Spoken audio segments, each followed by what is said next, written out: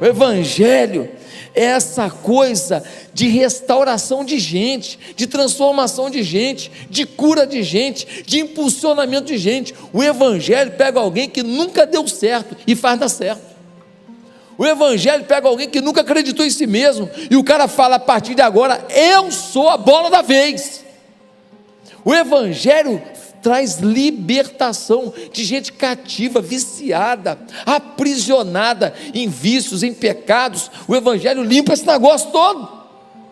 O Evangelho faz uma família toda destroçada, arrebentada, se unir novamente. O Evangelho é a coisa mais poderosa da humanidade, porque restaura na gente a capacidade de ser feliz com o que a gente tiver. Às vezes você não tem o que você gostaria, mas há uma felicidade, há uma paz que só o Evangelho pode dar. Você chega na igreja, você encontra um monte de gente que foi bandido, sim ou não? O Evangelho é essa coisa maravilhosa. Por isso eu estou aqui para afirmar que não é inteligente recusar o Evangelho. Ah, pastor, o pessoal fala por aí que o pessoal da igreja, o pessoal bobão, ignorante. Não, gente, deixa eu te falar, desculpa, mas quem não recebe o Evangelho está dando mole, não é inteligente.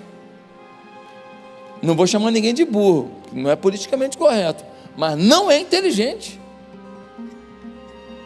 Pastor, você estava com vontade de chamar de burro? Não, olha só, não julgue meu coração, mas eu estou te provocando para você entender que quando a pessoa fala assim: não quero Jesus, não quero a palavra de Jesus, que é o Evangelho, não é inteligente, não é sábio.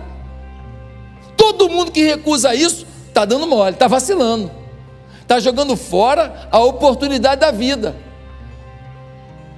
Você tinha que ter uma gratidão absurda de ter se rendido a Jesus, de ter conhecido o Evangelho.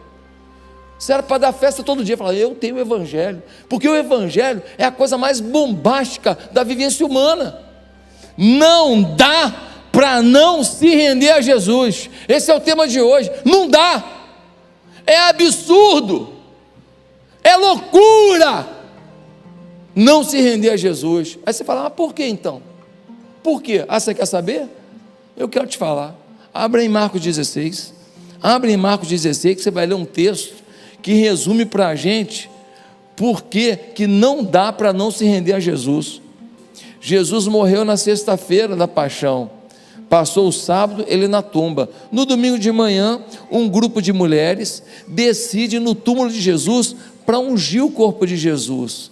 Era um sinal de valorização de Jesus, de homenagem a Jesus. Elas vão lá na feirinha, compram os perfumes, as especiarias, e elas vão até o túmulo pensando: como é que nós vamos abrir a porta do túmulo, porque a pedra é pesada. Mas quando chegaram lá na porta do túmulo, a pedra estava removida. Elas falaram: estranho, alguém abriu o túmulo, e elas entraram. Quando entraram, tomaram o maior susto.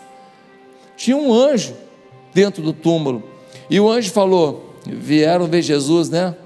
Ele não está aqui, ele ressuscitou.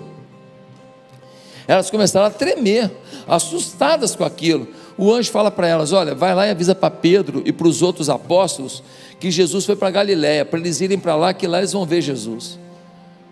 As mulheres saem dali, e Maria Madalena, uma das mulheres, fala com os discípulos: ó, nós vimos Jesus, ele ressuscitou. Ninguém deu crédito. Mais 2 discípulos que haviam encontrado com Jesus voltam e falam: nós vimos Jesus. Os discípulos não deram crédito. Até que Jesus aparece para eles, e quando Jesus aparece para eles, eles estão comendo.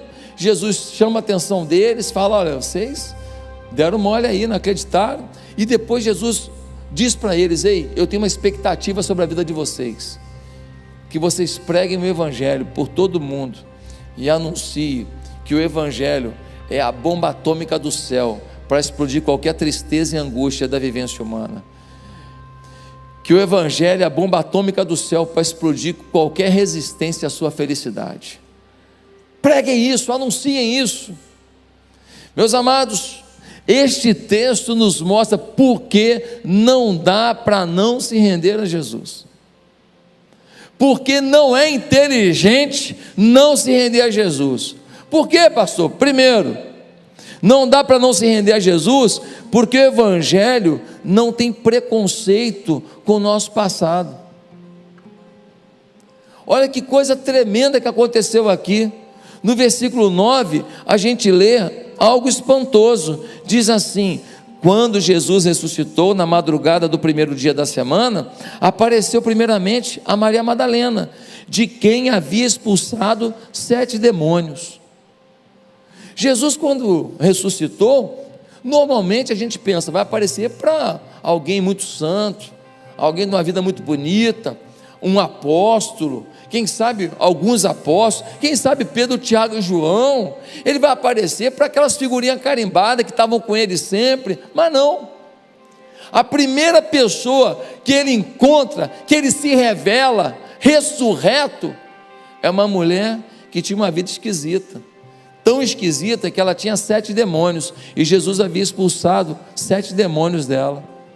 Era uma endemoniada, uma mulher endemoniada que foi liberta por Jesus.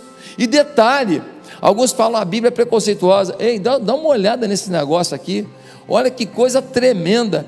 Jesus apareceu para uma mulher. Numa sociedade machista da época, não apareceu para um homem não, apareceu para uma mulher, e mandou que aqueles discípulos, ao escreverem a Bíblia, que registrassem que ele apareceu para uma mulher. Olha o resgate da figura humana, feminina, que Jesus traz. Meus amados queridos, o Evangelho entende que alguém morto espiritualmente só pode viver para o pecado mesmo, mas que alguém que ressurge em Cristo é nova criatura, e as coisas velhas já passaram, e tudo se fez novo. Ah, pastor, na igreja tem muito preconceito. Opa. Aonde tem pessoas, você tem culturas, você tem experiências de vida, você tem aprendizagens de vida, você tem sistemas de comportamento, e essas pessoas não vão pensar todo mundo da mesma maneira. Então pessoas podem ter algum tipo de preconceito, o Evangelho não. O Evangelho mostra que Jesus não está nem aí se a mulher era prostituta, se a mulher tinha uma vida torta, se a mulher era uma drogada, uma bêbada, não importa. Ela foi liberta, 7 demônios saíram. Jesus aparece para ela e fala: filha, eu estou vivo. É lindo demais, não é? O Evangelho é o único lugar que, se você foi um bêbado, um traidor, um adúltero, se você teve uma sexualidade distorcida, que se você viveu uma homoafetividade completa, não importa. Jesus diz assim: olha, o que você fez não me importa, o que importa é o que você é. E se você quiser ser em mim, eu estou contigo. Ah, não, mas eu tinha 2 mulheres, eu tinha 2 homens, eu tinha isso, tal. Eu vivi essa loucura do mundo. Ei, se você crê em mim, eu lavo o teu coração, porque o meu sangue te purifica de todo o pecado. É isso que a Bíblia diz. O sangue de Jesus nos purifica de todo o pecado. O único lugar que você não é julgado pelo teu passado é no Evangelho. É só no Evangelho. Em todo lugar tem uma conta. Em todo lugar você tem um estereótipo. Em todo lugar, mas você é o cara que é no passado, né? Ah, você é a menina que é Tem mulher prudente, mãe de filho, já está casada há 20 anos. Aí um dia ela passa no lugar, alguém fala: é a fulana ali. Alguém fala: ih, rapaz, tu sabe quem ela é? As pessoas trazem à tona uma informação desnecessária de uma mulher de família que já tem 20 anos casada. Alguém lembra de uma coisa errada que ela fez lá no passado dela. Esse é o mundo. O Evangelho não. O Evangelho, o cara chega aqui todo estragado, todo errado, ele se converte, o pessoal chama ele de irmão. Fala: irmão. Fala: minha irmã querida, amada. O Evangelho vira para uma pessoa que fez um monte de porcaria na vida e fala assim: vem cá, vai ser pastor ou missionário? O que você vai ser? Pastor, eu era garota de programa, eu era cafetina, é mesmo, e agora? Vai ser líder das mulheres de ouro da igreja aqui, das preciosas da igreja? Você vai ser o que aqui? Porque o Evangelho mudou sua vida. Então o que você vai ser agora? Esse é o Evangelho, sim ou não? Esse é o Evangelho. Agora, como que você vai abrir mão do evangelho que faz isso acontecer? Aqui na igreja, sentado aqui, tem ex-adúltero, ex-traidor, ex-bêbado, ex-drogado, um monte de ex, um monte de coisa, que hoje é uma bênção nessa igreja, é um exemplo nessa igreja, é um modelo nessa igreja, abençoa a minha vida, eu aprendo com essas pessoas. Por quê? Porque o Senhor vem no passado e fala assim: arrependeu? Me arrependi, zera, vamos começar de novo. Ai, Senhor, obrigado porque a gente pode começar de novo. Obrigado porque a gente pode começar de novo. Obrigado porque o perdão do Senhor é completo, e hoje eu e você podemos começar de novo. Mas também não dá para não se render a Jesus. Sabe por quê? Porque é incontestável que o evangelho muda radicalmente os valores da pessoa para melhor. É incontestável. Quando a pessoa recebe o evangelho, recebe Jesus, a vida dela muda, os valores. O que é valor? Valores é o seguinte: os valores são prioridades internas que se expressam consistentemente em ações concretas. Ou seja, os valores são as verdades de dentro da gente. É aquilo que você mostra quando você está desprevenido, quando você não está preparado para passar uma maquiagem. Quem está entendendo? Porque às vezes alguém chega para você e faz uma coisa, você ficou com ódio, está querendo matar, mas você finge que está tudo bem. Você, não, tudo bem. Por dentro você está fuzilando. Como diz o meu filho Gabriel, você está pistola. Você está pistola, mas você bota uma maquiagem. Mas o seu valor não é aquilo que você representou.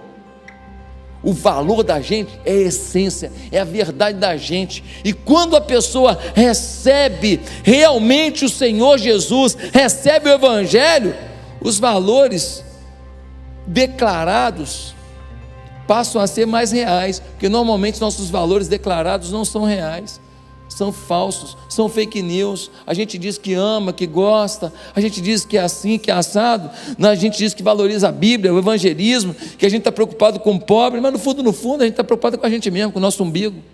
Dá uma olhada só no versículo 1. Versículo 1 diz assim: quando terminou o sábado, Maria Madalena, Salomé e Maria, mãe de Tiago, compraram especiarias aromáticas para ungir o corpo de Jesus. Quem era Maria Madalena? Uma endemoniada. Agora quem é ela? Uma adoradora. Ela mete a mão no bolso, ela compra os perfumes, as especiarias, para quê? Para glorificar Jesus, para exaltar Jesus, para valorizar Jesus, para honrar Jesus. Onde estavam os discípulos? Versículo 10, olha só o que diz o versículo 10, incrível, hein? Olha os discípulos. Ela foi e contou aos que com ele tinham estado, eles estavam lamentando e chorando.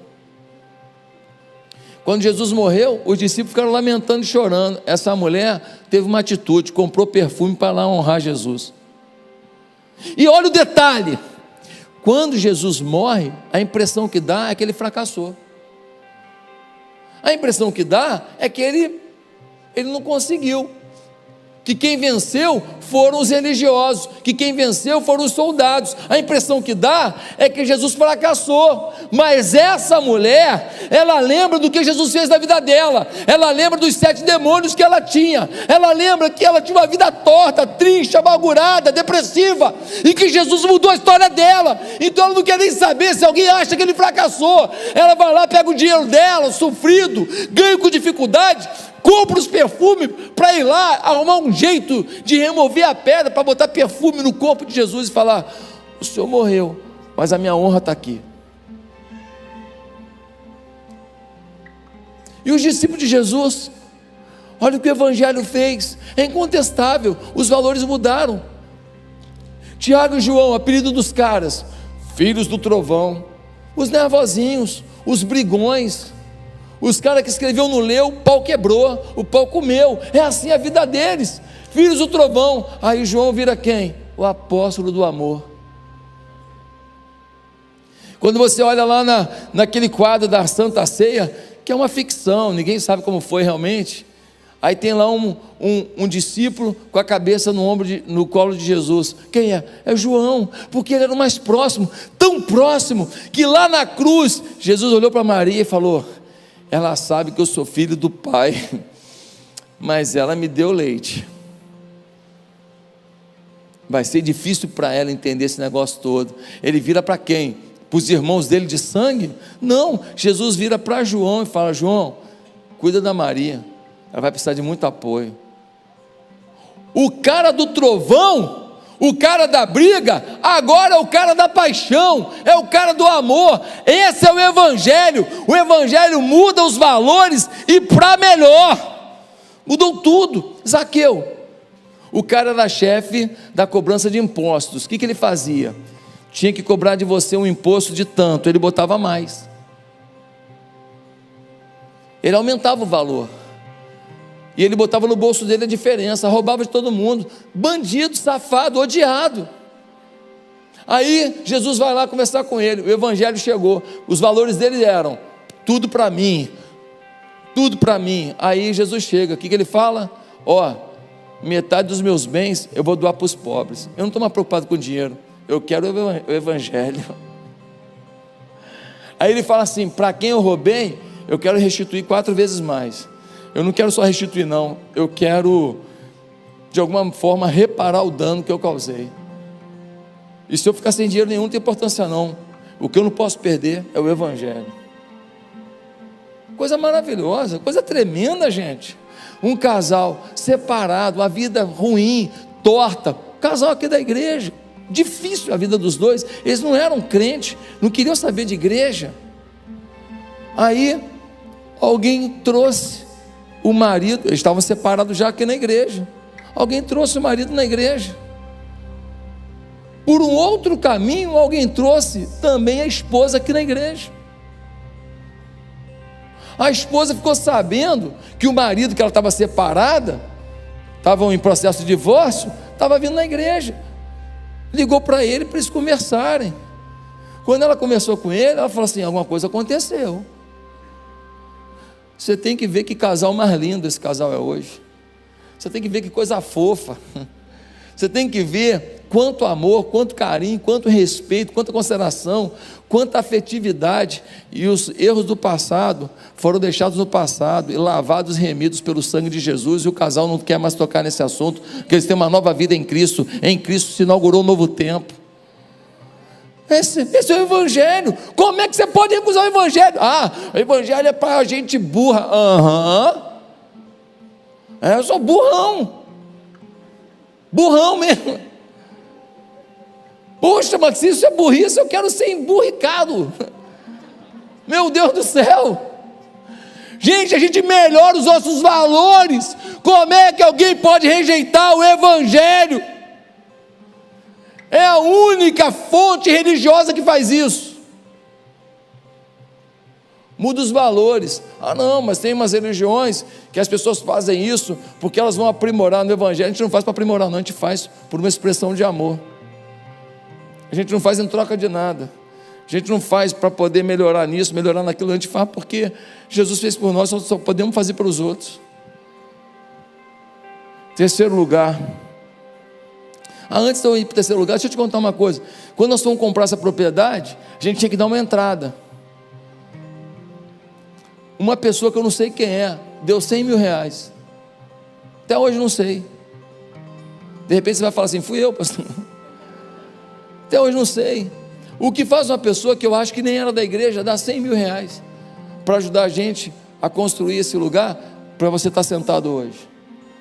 Aquela pessoa teve os valores dela transformados, e ela falou assim: eu vou fazer alguma coisa para que aquele povo, lá no dia da eleição do segundo turno, esteja lá na igreja sentado ouvindo a palavra. Ele contribuiu para você estar aqui. Você nem sabe quem é, nem eu sei, tentei descobrir, não consegui. Queria agradecer, não pude. Valores. O dinheiro não era mais importante, o sonho era mais importante para aquela pessoa. Meus amados, em terceiro lugar, você não pode não se render a Jesus. Sabe por quê? Porque o Evangelho não despreza, mas trata o pecador. Quando a gente vê um pecador, a gente não tem que falar para ele: ah, que lindo o teu pecado. Não, isso não é amor.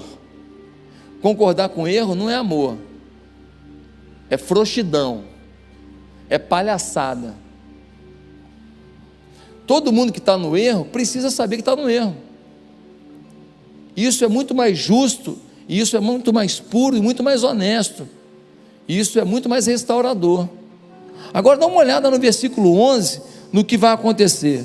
Versículo 11 diz assim: quando ouviram que Jesus estava vivo e fora visto por ela, não creram. Maria Madalena vai lá e fala para os discípulos: ei, Jesus ressuscitou. Sabe quem duvidou? Os caras que viram Jesus ressuscitando Lázaro. Sabe quem duvidou? Os caras que viram Jesus multiplicar 5 pães e 2 peixinhos e alimentar 10.000 pessoas. Sabe quem duvidou? Os caras que viram Jesus curar um cego de nascença. Sabe quem duvidou? Os caras que viram uma mulher do fluxo de sangue, que tinha 12 anos com problema, ser curada instantaneamente. Sabe quem duvidou? Os caras que foram lá na casa da menina que estava morta, e Jesus falou assim: levanta, menina, e a menina levantou. Sabe quem duvidou? Os caras que viram Jesus parando uma tempestade, falando: tempestade, já deu, já deu. Sabe quem duvidou? Os caras que viram Jesus andando sobre as águas. Pô, é brincadeira, né, gente? Pô, é brincadeira, né? Vai arrumar o que fazer, né? Pô, esses caras não podiam duvidar que Jesus ressuscitou, mas duvidaram. Pecaram, não pecaram? Pecaram. Aí, no verso 13, diz assim: eles voltaram e relataram isso aos outros, mas também nestes eles não creram. Mas 2 vieram e falaram com os discípulos, já é o segundo testemunho: ó, nós vimos Jesus ressurreto. Os caras: ah, duvido. Pô, pelo amor de Deus, gente. 2 recados, eles duvidando de Jesus, duvidando que ele era o Filho de Deus. É muita sem vergonhice, é muita incredulidade. Esses caras viram tanta coisa poderosa. Mas, gente, no versículo 14, Jesus encontra com eles, aí tomaram um susto. Jesus confronta, Jesus não deixa de falar: vocês estão errados não. Olha aqui o versículo 14: mais tarde Jesus apareceu aos 11, enquanto eles comiam, censurou-lhes a incredulidade e a dureza de coração, porque não acreditaram nos que o tinham visto depois de ressurreto. Jesus encontrou com eles e falou: que papelão, hein? Eu ainda avisei para vocês, eu falei: olha, esse templo é derribado, em 3 dias eu levanto. Eu falei para vocês: eu vou ressuscitar. Vocês duvidaram. Pô, que papelão. Aí você diz assim: ah, Jesus aí desistiu dos caras. Não, porque o Evangelho, ele não despreza, ele trata o pecador, ele não concorda, ele aponta o pecado, mas ele restaura e salva o pecador. Olha o que está aqui no versículo 15, diz assim: e disse-lhes: vão pelo mundo todo e preguem o Evangelho a todas as pessoas. Depois que ele mostrou o erro deles, ele disse: gente, me ajuda aí por favor com as crianças. Depois que ele chegou e falou: olha, vocês erraram, vocês fizeram uma coisa que não foi legal, vocês foram incrédulos, vocês duvidaram. O que ele fez depois disso? Falou: ó, peçam perdão ao Pai e vamos recomeçar. Eu acredito em vocês. Ele vira para eles e fala assim: agora que vocês viram que é verdade, que eu estou vivo, saiam pregando isso para tudo quanto é lado, saiam falando para todo mundo, saiam depositando fé no coração de cada pessoa, saiam demonstrando o meu amor para cada pessoa, metam bronca, mudem o mundo. Os caras saem dali ousados, os caras saem dali tomados pela intrepidez. Eles começam a anunciar o Evangelho para tudo quanto é lado, com uma força tal. Lá pelas tantas ele olha para Tiago, perdeu o pescoço, e eles continuam. Lá pelas tantas Pedro é crucificado de cabeça para baixo, e eles continuam, eles não param, mesmo quando seus amigos soldados morrem na batalha. É incrível como que a gente não pode rejeitar o Evangelho, porque o Evangelho não despreza mesmo a nossa incredulidade, mesmo a nossa pecaminosidade. Ele nos trata e Ele acredita na gente. Que coisa linda! Uma igreja que não fala do pecado não é bíblica. Não, a gente aqui só canta louvor e a gente fala que Deus é bom, que Deus é vitória. Respeita as igrejas que têm essa linha, mas não é bíblico isso. A igreja tem que apontar o pecado e falar: pecado é pecado. Sexo é só homem e mulher dentro do casamento, ponto. É Bíblia, é a palavra de Deus. Acabou. Droga é pecado. Pecado, acabou. Não tem isso. Ah, não, vamos legalizar, descriminalizar. Não vai não. Aborto, pecado. Pecado. Não cabe a gente tirar a vida de ninguém. Pecado. O que é pecado é pecado. Mentira, pecado. Fazer uns acordos lá para arrumar um dinheiro por fora, no governo, pecado. Pecado. Adulterar, pecado.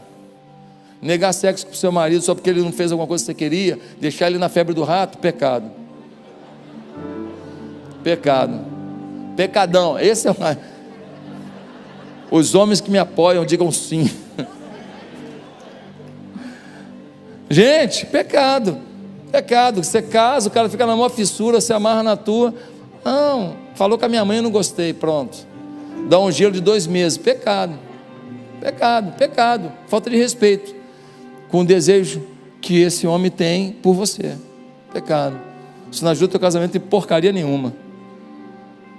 Ah, gostei desse termo, porcaria nenhuma. Pecado. Queridos, em quarto lugar, por que não dá para não se render a Jesus? Por que não dá? Por quê? Porque o Evangelho nos dá a oportunidade de viver um propósito de Deus. Não dá para abrir mão do Evangelho, porque Ele nos dá propósito. Olha o versículo 15, Ele virou para os discípulos e falou: saiam pregando o Evangelho.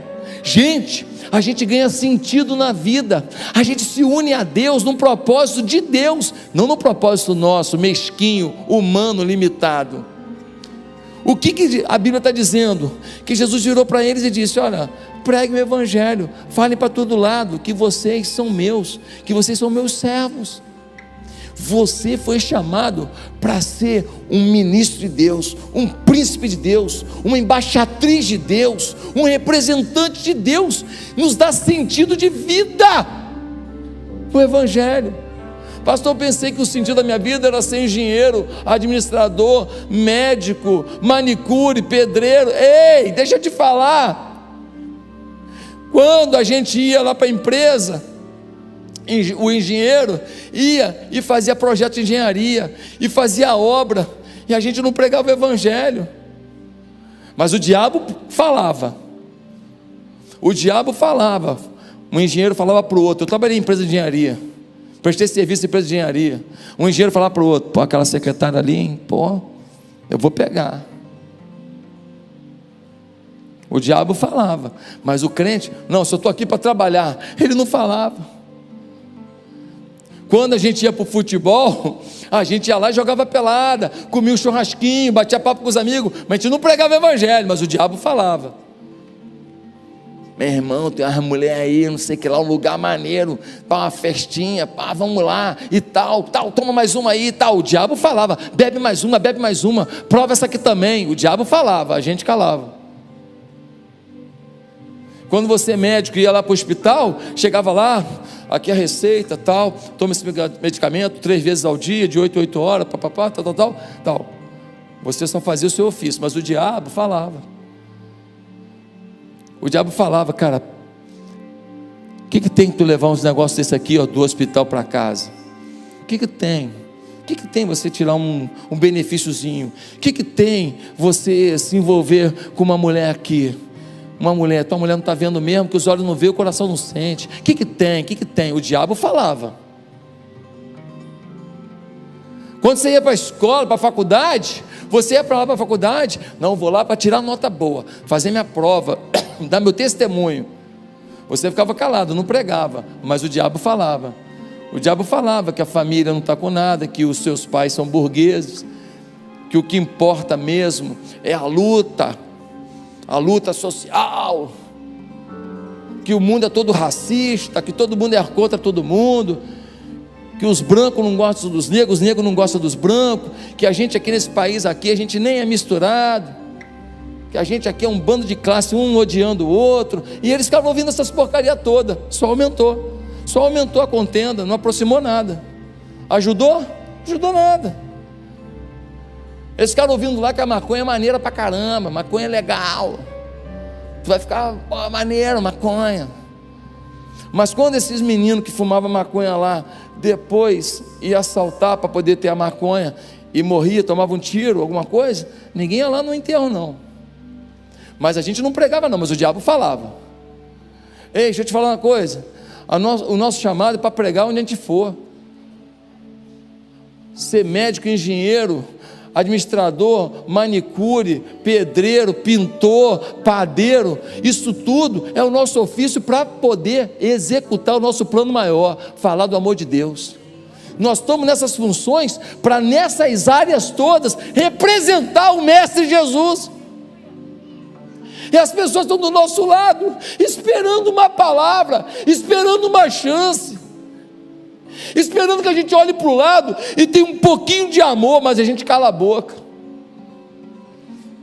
Querido, e o Senhor fala que se a gente abrir a boca, sabe o que vai acontecer? Versículo 17, diz assim: estes sinais acompanharão os que crerem, em meu nome expulsarão demônios, falarão novas línguas, pegarão em serpentes, e se beberem algum veneno mortal, não lhes fará mal nenhum, imporão as mãos sobre os doentes, e eles ficarão curados. Ele diz, se você decidir pegar a tua profissão, o teu trabalho, a tua condição de dona de casa, o que for, e transformar isso numa agência do reino, se você começar a ser um pregador da palavra, eu boto o meu poder na tua vida. Eu boto o meu poder. Naquela época, as pessoas passavam por muitos lugares com serpentes. Ele está falando, pode ir, que eu garanto, se serpente morder, quem morre é a serpente. Quem morre é a serpente. É a garantia do Senhor. Para terminar, não dá para não se render a Jesus. Sabe por quê? Porque Ele nos garante a salvação, a vida eterna. Não dá. Quem crer e for batizado será salvo, mas quem não crer será condenado. O Evangelho faz com que a gente seja salvo, ainda que nessa vida a gente tenha muita luta, muita frustração, muitos problemas, muitas incertezas. O Senhor está dizendo, olha, eu vou cuidar de você nesse mundo, mas eu te garanto uma coisa, eu não vou só cuidar de você na eternidade, eu vou fazer de você um príncipe, uma princesa na eternidade reinando comigo. Lá você não vai sofrer mais nada, lá você não vai viver mais nenhuma dessas dores, lá você não vai ter mais dificuldade nenhuma, lá você não vai ser mais essa pessoa que você olha para o espelho e não gosta do que você vê, lá vai acabar isso, lá você vai ser pleno em mim. Meus queridos, o Evangelho mostra que a fé em Cristo garante a salvação eterna. Como abrir mão disso? Mas tem uma religião que fala que vai ter 40 virgens se morrer pela causa. Mentira, ninguém vai ganhar 40 virgens. Nenhum Deus verdadeiro vai dar orgia para ninguém. Mentira. Não, mas vai reencarnando e vai melhorando, e vai melhorando, e vai reencarnando, e vai melhorando. Mentira, o mundo está só piorando. Mentira. E a população está só aumentando. Onde é que estavam essas almas que estavam paradas aí? Está só aumentando o número de gente. Mentira, não vai reencarnar não. A Bíblia diz em Hebreus 9:27 que o homem está ordenado a morrer uma vez, vindo depois disso o juízo de Deus. É isso que a Bíblia diz. Mas eu acredito na reencarnação. Então você pode acreditar, mas você não tem base nenhuma. A palavra de Deus não diz isso. Não diz isso. Você quer acreditar? Você tem que ter mais fé do que eu, porque eu estou acreditando na palavra de Deus, do Evangelho, que muda a vida das pessoas. Por isso que eu creio no Evangelho, ele mudou a minha vida. Você quer cair em fábula? Para você falar assim, se eu não viver uma vida legal, vou ter outra chance? Não, a Bíblia diz que é uma chance, é uma vida. Você tem que fazer o melhor com essa vida. Sabe o que acontece com essas crenças? Tiram da gente a autorresponsabilidade de que você tem que ser melhor a cada dia. Gente, eu quero concluir dizendo, você não pode abrir mão de se render a Jesus. Não é inteligente. Jesus está esperando você hoje para mudar a sua história.